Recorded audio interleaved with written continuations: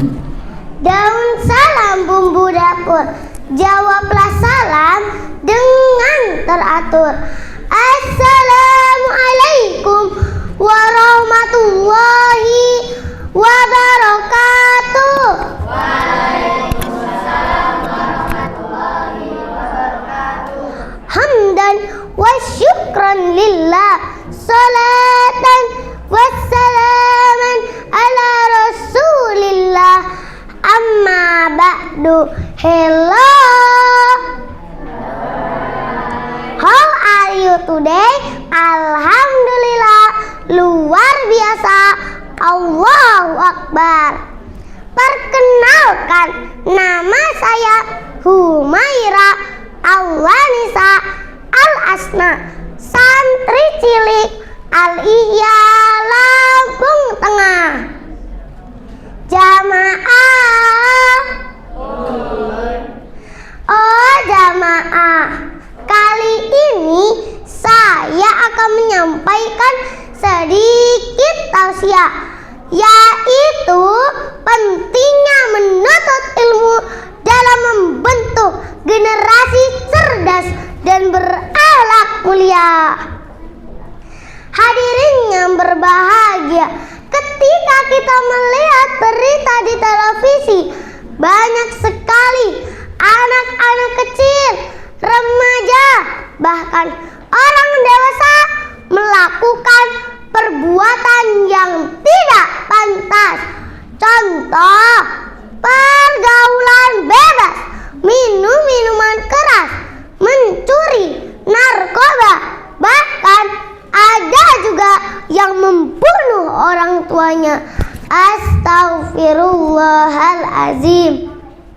Nah, setelah kasus di atas, bagaimana perasaan Anda? Sedih, senang, atau biasa saja? Kalau kita pikir-pikir, betapa mirisnya perilaku pemuda pada zaman ini. Banyak generasi malas belajar, banyak generasi malas beribadah, melawan orang tua, acuh terhadap guru, dan tidak peduli dengan lingkungan sekitar. Apa yang membuat mereka seperti itu? Ada yang tahu jawabannya? Jawabannya adalah setan gepeng. Apa? Setan gepeng. Apa? Setan gepeng. Apa itu setan gepeng? Handphone. Pagi handphone, siang handphone, malam handphone, lagi makan handphone. Bahkan di kamar mandi juga bawa handphone. Apa yang mereka lihat? Tentu saja banyak negatifnya daripada yang positif. Handphone jadi bestie, handphone jadi teman sejati, sampai tidak ingat mati. Hati-hati ya. Nah, sebelum dilanjut, kita nyanyi dulu ya. Handphone baru alhamdulillah, kau menghafal huruf Al-Quran.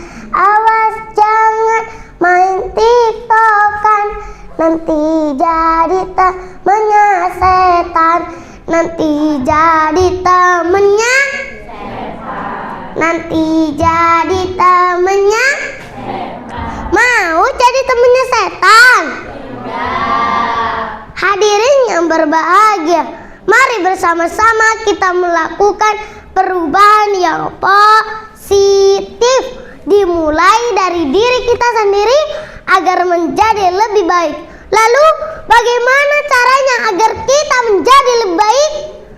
Yang pertama, rajin sholat. Dengan rajin sholat, insya Allah kita akan terhindar dari godaan syaitan yang terkutuk. Karena inna sholata tanha anil faksa iwal mungkar. Salat itu mencegah perbuatan keji dan mungkar. Yang kedua, rajin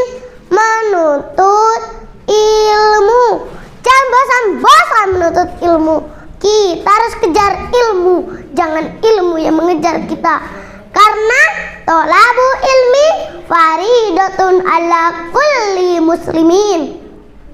Menuntut ilmu itu wajib bagi setiap muslim, laki-laki maupun perempuan. Hadirin yang berbahagia, ilmu adalah cahaya dalam hidup kita. Dengan ilmu kita bisa membedakan mana yang salah dan mana yang benar.